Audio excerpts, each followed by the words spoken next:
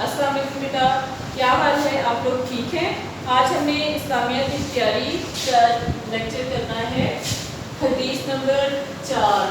آپ لوگوں نے حدیث نمبر 3 کر لی تھی، آج ہم کریں گے حدیث نمبر 4 کی ترجمہ اور اس کی تشریح کے بارے میں آپ کو بتاؤں گی۔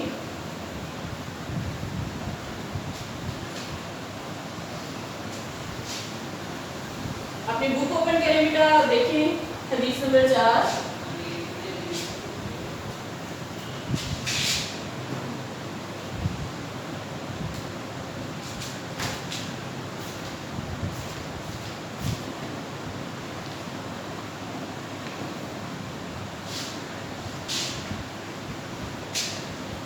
حدیث نمبر 4 ہے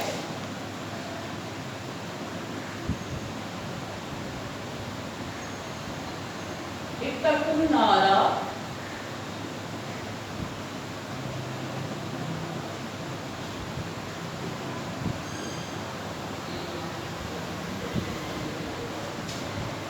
والو بشکی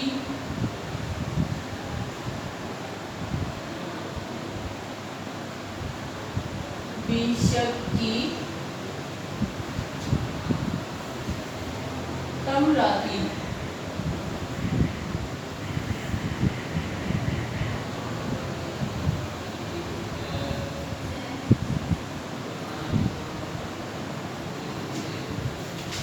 پیج نمبر 41 اوپن کریں بیٹا، پیج نمبر 41 پر حدیث نمبر 4 لکھیں۔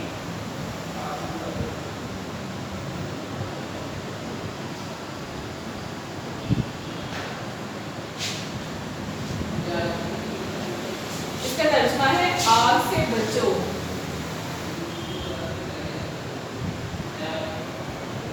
آگ سے بچو اگرچہ کھجور کا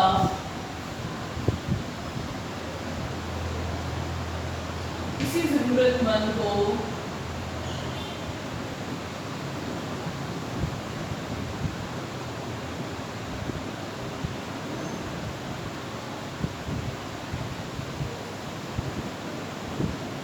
کچھ حصہ دے کر ہی صحیح۔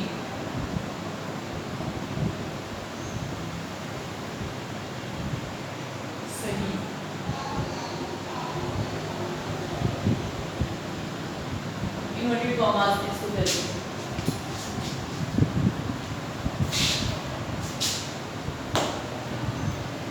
پیج نمبر 41 دیکھیں بیٹا، بسم اللہ الرحمن الرحیم۔ اتقوا النار والو بشکی تمرات، یعنی کہ آگ سے بچو اگرچہ کھجور کا کسی ضرورت مند کو کچھ حصہ دے کر ہی صحیح۔ آگ کس آگ کے بارے میں کہا گیا ہے؟ دوزخ کی آگ سے بچنے کی نصیحت کی گئی ہے، بیان کیا گیا ہے کہ دوزخ کی آگ سے بچو، چاہے اس کے لیے تمہیں معمولی سی بھی نیکی کرنی پڑے تو اس سے بھی دریغ مت کرو۔ تو اس میں مشکل الفاظ دیکھیں بیٹا، اتقوا بچو، پرہیز کرو، نار آگ، اس سے مراد دوسری آگ نہیں بلکہ آتش دوزخ جو ہے اس کو نار کہا گیا ہے۔ شک کی ٹکڑا حصہ، تمرۃ کھجور۔ اب اس حدیث میں کیا بتایا گیا ہے کہ اس حدیث میں رسول کریم صلی اللہ علیہ وآلہ وسلم نے اہل اسلام کو صدقے کے ذریعے دوزخ کی آگ سے بچنے کی تلقین فرمائی ہے۔ دوزخ کی آگ سے جو خوفناکی، میں اپنی مثال، دوزخ کی آگ سے بچنے کی تلقین کی گئی ہے، چاہے اس کے لیے معمولی سی نیکی بھی کیوں نہ کرنی پڑے، دریغ نہیں کرنا چاہیے۔ رسول اکرم صلی اللہ علیہ وسلم نے اہل اسلام کو صدقے کے ذریعے دوزخ کی آگ سے بچنے کی تلقین کی ہے، یعنی کہ صدقہ جو ہے وہ ہماری جو مصیبت ہے، جو بلائیں ہیں، ان کو کھا جاتا ہے۔ تو اس لیے آپ صلی اللہ علیہ وسلم نے کہا کہ صدقہ دو، چاہے اس کے لیے تمہیں معمولی سی چیز، کوئی بڑی چیز ضروری نہیں کہ بہت قیمتی چیز ہی صدقے میں دو، بلکہ چھوٹی سی چھوٹی چیز بھی تم صدقے میں دے سکتے ہو۔ دوزخ کی آگ سے जो खौफनाकी में अपनी मिसाल आग होगी, यानी कि दोज़ख की आग जो है उसके बारे में कभी किसी ने तसव्वुर भी नहीं किया होगा तो किस कदर भड़कती हुई आग होगी। उससे बचने की हर मुसलमान को कोशिश करनी चाहिए, यानी कि दोज़ख की आग से बचने के लिए जहाँ तक हो सके अच्छाई और भलाई से काम लेना चाहिए ताकि अल्लाह ताला की पकड़ में हम ना आए और हम जो है दोज़ख की आग से महफूज रहें। बाज़ लोग ये समझते हैं कि जब तक कोई बड़ी नेकी ना की जाए दोज़ख से निजात पाना मुश्किल है। अब कुछ लोगों के दिमाग में क्या बात है कि हम बहुत बड़ी बड़ी नेकियां करेंगे तो ही दोज़ख की आग से महफूज रह सकेंगे, बल्कि ऐसा नहीं है। आप सल्लल्लाहु अलैहि वसल्लम ने इस हदीस के ज़रिए तालीम दी है कि किसी नेकी को हकीर ना समझो। आप सल्लल्लाहु अलैहि वसल्लम ने क्या कहा, छोटी सी छोटी नेकी भी अगर कर रहे हो तो उसको भी तुम मामूली ना समझो, उसको भी तुम कमतर ना समझो और दोज़ख की आग से बचने की कोशिश करो। और जहाँ तक हो सके अच्छे काम करो, नेकी के काम करो, भलाई के काम करो ताकि तुम दोज़ख की आग से महफूज रह सको, खुद को दोज़ख की आग से बचा सको। तुम तसव्वुर भी नहीं कर सकते कि वो किस कदर खौफनाक आग होगी। ख्वाह किसी ज़रूरतमंद को खजूर का टुकड़ा देकर ही नेकी का मौका मिल जाए, यानी कि उन्होंने क्या कहा गया है कि किसी ज़रूरतमंद को अगर खजूर का टुकड़ा ही दे दोगे तो ये भी एक तरह की नेकी में शुमार किया जाएगा, तो इसे हकीर समझकर ना छोड़ो। अगर इतना सा मौका भी तुम्हें मिल जाए, यानी कि खजूर के टुकड़े के बराबर भी तुम्हें नेकी करने का मौका मिल जाए तो उस मौके को ज़ाया मत करो, उससे फ़ायदा उठाओ और उसको जो है नेकी करने में कोई कमी ना छोड़ो। और उसे ये ना समझो कि ये इतनी सी नेकी से क्या हो जाएगा, बल्कि अल्लाह ताला के यहाँ शायद उसका बहुत बड़ा मुकाम हो, बहुत बड़ा उसका दर्जा हो। एक और मुकाम पर आप सल्लल्लाहु अलैहि वसल्लम ने फरमाया, यानी कि हदीस जो है हमारे नबी सल्लल्लाहु अलैहि वसल्लम ने उसमें हमें बहुत अच्छी अच्छी बातें बताई हैं कि कोई नेकी हकीर ना जानो तो अपने भाई को खुले चेहरे से ही मिलना क्यों ना हो, यानी कि नेकी को मामूली कभी भी ना समझो, चाहे अपने भाई को तुम जो है खुले चेहरे से, यानी कि जिस हालत में हो, तुम जिस तरह के हालात में से गुजर रहे हो उसी हालात में से ही मिलना क्यों ना हो। फिर इसके हदीस में इसके बारे में एक वाक़या बताया गया है कि एक मरतबा जंग के मौका पर आप सल्लल्लाहु अलैहि वसल्लम ने माल जमा करने का ऐलान फरमाया, यानी कि जंग का दौर था तो उसमें ज़रूरत थी जो मुजाहिदों के लिए जंगी सामान फराहम करने के लिए, तो उसके लिए आप सल्लल्लाहु अलैहि वसल्लम ने माल जमा करने का हुक्म दिया, यानी कि जो भी चीज़ लोग उस वक्त क्या होता था कि सहाबा इकराम या फिर जो लोग थे मुसलमान वो जंग के दिनों में कोई ना कोई मदद अपनी हैसियत के मुताबिक करते थे। तो आप सल्लल्लाहु अलैहि वसल्लम ने ऐलान किया कि जंग का मौका है तो आप जहाँ तक हो सके उसमें माल जमा करवाएं ताकि जो मुजाहिद हैं, जो अल्लाह की राह में जंग लड़ रहे हैं, उनके लिए जंग का सामान फराहम किया जा सके। तो तमाम सहाबा इकराम अपनी अपनी ताकत के मुताबिक माल पेश करने लगे। अब जितने भी सहाबा इकराम रज़ियल्लाहु ताला अन्हु थे, उन्होंने जितनी उनकी हैसियत थी, जितना कुछ वो दे सकते थे, उसके मुताबिक उन्होंने माल पेश करना शुरू कर दिया। अब एक सहाबी जो थे उनके पास कुछ नहीं था, यानी कि उन तमाम सहाबा इकराम में एक सहाबी ऐसे भी थे कि जो कि माली तौर पर वो ज़्यादा अच्छी हालात उनके नहीं थे, तो उनके पास ऐसा कुछ भी नहीं था कि वो जंग के लिए जो है माल जमा करवा सकें। तो उन्होंने क्या किया, सहाबा इकराम ने उन्होंने क्या किया कि एक यहूदी के यहाँ जाकर सारा दिन मजदूरी की और इसके बदले में कुछ खजूरें हासिल की, यानी कि उन्होंने उनसे कुछ और नहीं हो सका तो उन्होंने ये किया कि एक यहूदी था उसके पास जाकर सारा दिन उन्होंने मजदूरी की, मेहनत की और इसके बदले में यहूदी ने उनको कुछ खजूरें दे दी और उन्हें हुज़ूर अकरम सल्लल्लाहु अलैहि वसल्लम की खिदमत में लाकर उन्होंने पेश कर दिया। उन सहाबी उन्होंने क्या किया कि वो खजूरें जो उसे यहूदी के से मिली थी उसके मेहनत के सिले में, वो खजूरें लाकर सहाबी ने आप सल्लल्लाहु अलैहि वसल्लम की खिदमत में पेश कर दी।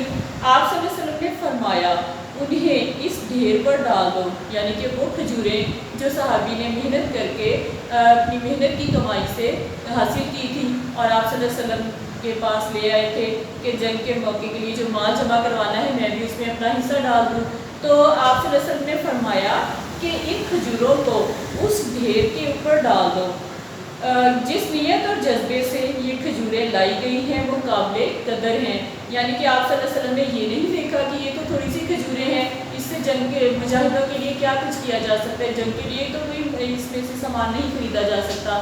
تو لیکن آپ صلی اللہ علیہ وسلم نے کہا کہ یہ جس نیت اور جذبے سے لائی گئی ہیں, یعنی کہ جس محنت سے انہوں نے صحابی نے محنت کی یہودی کے یہاں جا کر اور پھر کھجوریں حاصل کی, تو اس میں ان کا جذبہ تھا.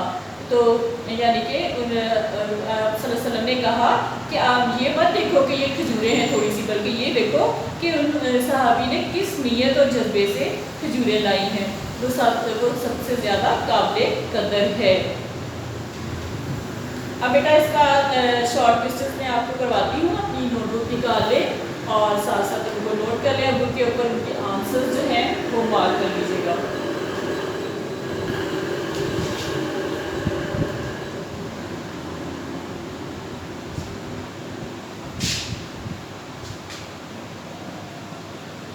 سب سے پہلے بیٹا یہ کوشچن آپ اسی کو لکھیں, ٹھیک ہے.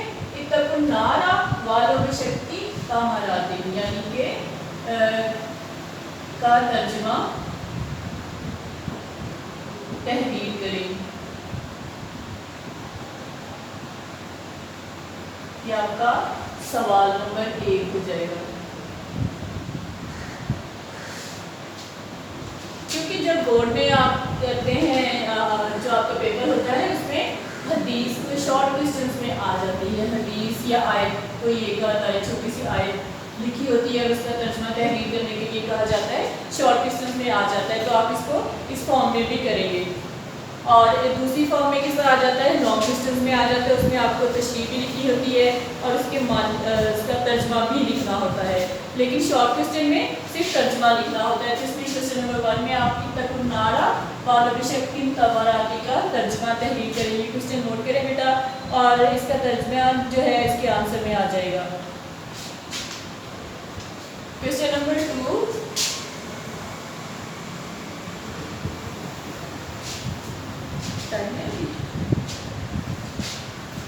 کوسچن نمبر 2 نوٹ کریں بیٹا.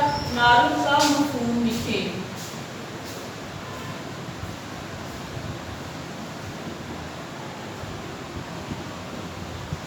اس میں نارن کا جو مفہوم ہے اس طرح آپ لکھیں گے کہ نارن کا مفہوم ہے آگ. اس سے مراد کیا ہے, آتش دوزخ, یعنی کہ دوزخ کی بھڑکتی ہوئی آگ. سوال نمبر 3,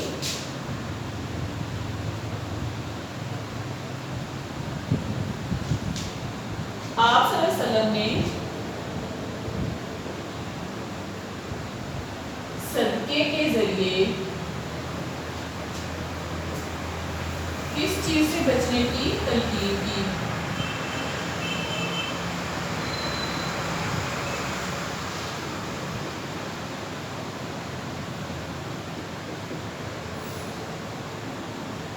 تھرڈ کوسچن کا آنسر دیکھیے بیٹا.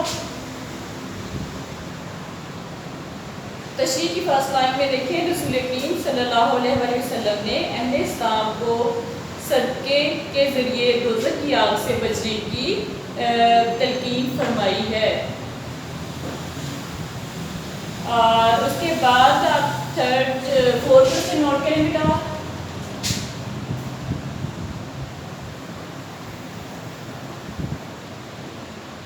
کوسچن نمبر 4, اس حدیث کے ذریعے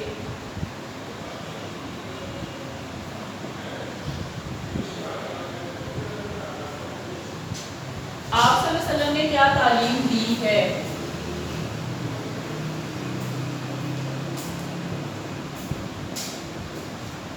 کوسچن نمبر 4 کا آنسر نوٹ کریں بیٹا. پیج نمبر 41 پہ سیکنڈ لاسٹ لائن, آپ صلی اللہ علیہ وسلم نے اس حدیث کے ذریعے تعلیم دی ہے کہ کسی نیکی کو حقیر نہ سمجھو اور دوزخ کی آگ سے بچنے کی کوشش کرو. خواہ کسی ضرورت مند کو کھجور کا ٹکڑا دے کر ہی نیکی کا موقع مل جائے تو اسے حقیر سمجھ کر نہ چھوڑ دو. یہاں تک کوسچن نمبر 4 کا آنسر ہے. کوسچن نمبر 5 نوٹ کریں گا.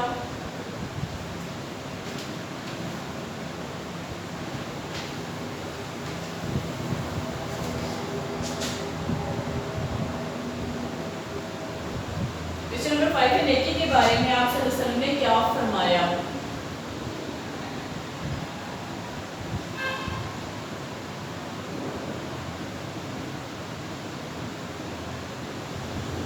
کیا فرمایا آپ صلی اللہ علیہ وسلم نے نیکی کے بارے میں؟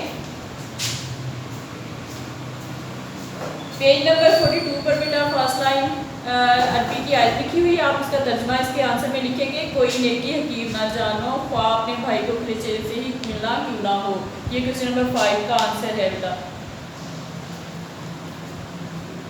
اب آپ کا بیٹا آج کا لیکچر کمپلیٹ ہو گیا، نیکسٹ میں آپ کو تشریح کرواؤں گی نیکسٹ لیکچر میں۔ اوکے، اللہ حافظ۔